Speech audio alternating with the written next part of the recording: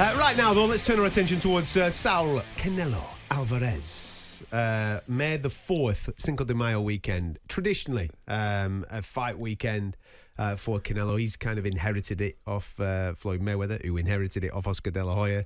And, of course, the September bank holiday as well is the second date in the year that Canelo traditionally fights. He's currently got a deal to work with PBC, Amazon Prime, worldwide with his fights. He's had one of those fights against Jermell Charlo, the 154-pound undisputed champion, and he came through that relatively unscathed. May the 4th is when he is due to be fighting next. He's told Azteca TV in Mexico, first and foremost, all Mexican fight fans will get my fights for free because that deal's going to continue on. I will be fighting May the 4th, and I will be fighting against an American, which rules out some opponents, of which we'll get stuck into in a minute. And the hot rumour is that it'll be Jermell's twin brother, Jermell, who's a slightly naturally bigger man, who's a middleweight champion, WBC, who's had one fight in 3 years, yes. Which, you know, he's got a different style to Jermell Charlo. Was put in the box by Saul Canelo Alvarez de Guadalajara, Jalisco, Mexico. Yeah, I do applaud your Spanish pronunciation and attempts tonight. I'm trying. It's solid 4 out of 10. But the thing about him is, Canelo, Jermell Charlo, as you say, the slightly physically bigger twin, will give him a better fight because of his style. Perfect style matchup for Canelo. But the disappointment is one of the super fights of boxing could be taking place. Sorry, I'm doing it out of anger. Yes. One of the super fights of boxing could be taking place between Saul Canelo Alvarez, Cinnamon, and Terence Bud Crawford. That's such an enormous fight. Right, let me get it. Notwithstanding, can I mention the other two names as well? Yeah, of course. Jaime Munguia, who's just put in a brilliant performance against our very own John Ryder, who then retired. Yep. And Munguia's come through, 43-0 or something now, but he's come through slowly. Big boned. His dad was a heavyweight, but he's a big middleweight. He was at light middle. It was too small for him. He's a great super middleweight. His body's grown into it. And David Benavidez. Munguia, Benavidez, Crawford are all three enormous. The biggest of all, one of the biggest fights in boxing outside the heavyweight division, Adam, is Terence Crawford and Saul Canelo Alvarez. Discutamos. Okay. First and foremost, Jermell Charlo, Canelo Alvarez, for me, is pointless. It's a waste of Canelo's time, and it's a waste of the fans' time. Canelo has been a professional since he was 15, hasn't he? He's had 64 fights. He's won 60 of them. He's only lost 2. There's 2 draws in there.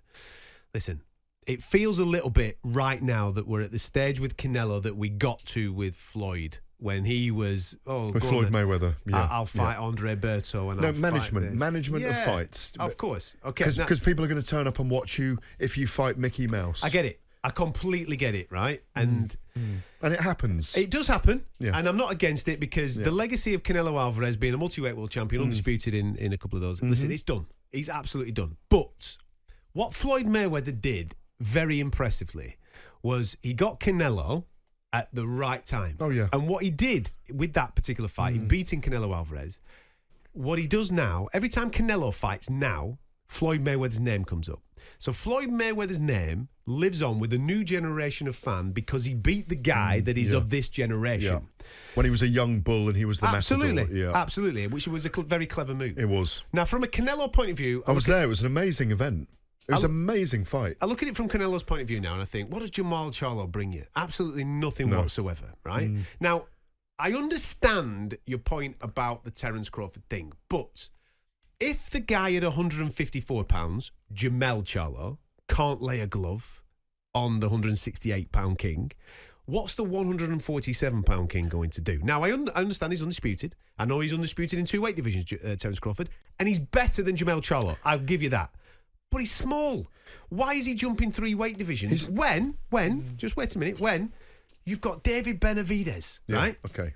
The next generation. Who's a ripper, isn't he, if I can say that? Him and Munguia are rippers at 12 stone. But Benavidez, next generation, brilliant footwork, good fighter. Name lives on. Mexican heritage. I know he fights out of America, but Mexican heritage. If Canelo goes and does Canelo things, and listen, we're right, Canelo's 33, he's not an old man, he's 33 years of age. If he goes and does Canelo things against David Benavidez is probably going to go on for another 10 years, maybe a bit less than that. Every single time Benavidez fights, they go, hey, Canelo put him in his place, though, didn't he? Lineal. It's era defining. The only fight for Canelo is David Benavidez. Well, it's not the only fight. No. I agree with the Munguia one. It's a very important fight, and you're right to make that point. It's a very important fight. On your point with Munguia. Because he's got the style to bring the best out in Canelo as well. If he announces, we're going to do Jermell Charlo, I'm disappointed, you're disappointed. We don't know yet. Yeah, but if he does... And Charlo said, no, it's not happening, hasn't he, by the way, as well? But even if he says it's Terence Crawford, listen, I'm delighted for Crawford because he gets a shot at greatness, but in reality...